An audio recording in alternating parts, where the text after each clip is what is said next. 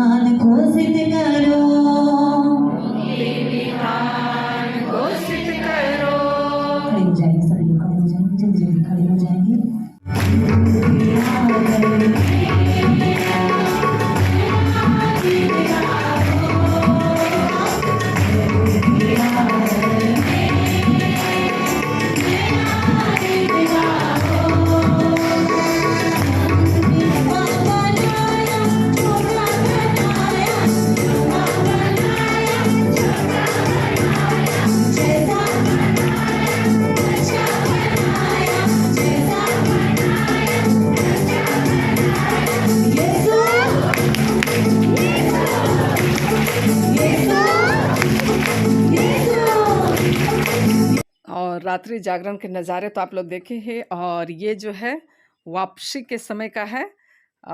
हम लोग तीनों आजू बाजू में ही बैठे हुए, तो चलिए इसके साथ ही ये छोटा सा जो अपडेट है उसे क्या बोले अंत करते हैं। और फिर इसी तरह हमारे साथ जुड़े रहने के लिए आप सबों को कोटि कोटि धन्यवाद। और फिर मिलेंगे, तब तक के लिए आप सबों को बाय बाय।